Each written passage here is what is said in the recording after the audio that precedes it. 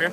And between Catherine and myself and this wonderful team of people who got behind us and said, yes, we don't want to abolish the Seanad, we want a reformed Seanad.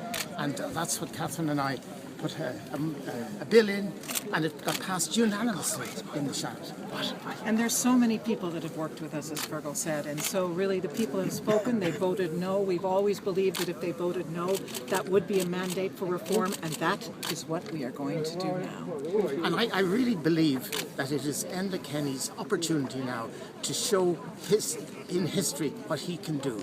He can say, I'm able to do something that even Eamon de Valera wasn't able to do. I'm going to reform the Seanad and create a democracy far stronger than we've had up to now. He may well sit on his hands and just let you send down the bill as many times as you want from the Seanad, but actually do nothing. I believe Enda Kenny will change things. He will now say, this is my opportunity. It may not be what he wanted, but I believe he will say, this is my opportunity to actually create democracy in Ireland. What do you think swung it towards the no side in the end, Fergal?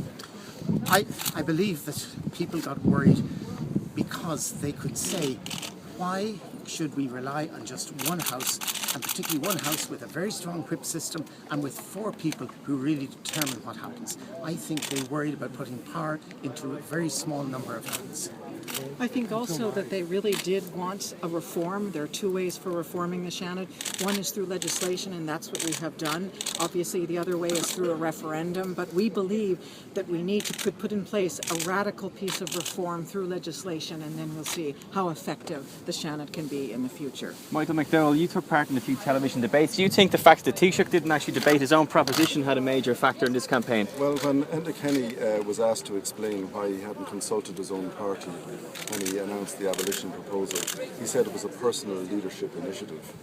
And, the real question is that when he brought it to the table, why did it cease to be a personal leadership initiative? Why didn't he lead when the yes side required him to lead? That's a matter for him to consider. But I agree with Fergal. I'm not getting into negatives here. I'm saying he now has an opportunity to deliver on the basis that he has heard the people through the ballot box give an overwhelming rejection to the politics of cynicism and spin, and this is a mandate now for him to reform Seanad and to make it what the institution that the people of Ireland thought they were putting in place when they enacted the Constitution back in 1937. Sean, you don't believe that he should be reforming. I understand you believe that he has wasted money and he should consider his position. Well, there's the money wasted on the referendum commission, and did he get advice in his own department?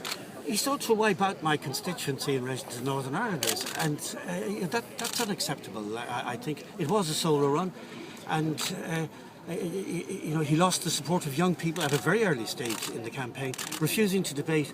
That's not acceptable. So I think he has to consider his position in regard to those matters. Can I just have one just to add up what Michael Fergal was saying? Today, not only is it not the end of the Seanad, more than anything else, it's the chance to be the start of something good.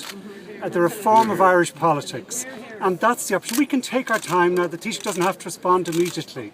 But this is the opportunity to change Irish politics for the better, and we should grab it with both hands, as the people did when they voted no yesterday, in my mind. This is the beginning of the... Okay, do one-on-ones after that then. Michael, just a quick one. You've come back to the obvious question. You're back in the political spotlight for the last 4 or 5 weeks. With Fergal and Catherine and Noel and Sean and everybody else, and Joe O'Toole, wherever he's got to, and Eamon. This was a citizens' cross-party, non-party political movement. It was a huge success, and sufficient to the day is the evil thereof. Other matters can be discussed at another. Does it give you a fresh taste for politics?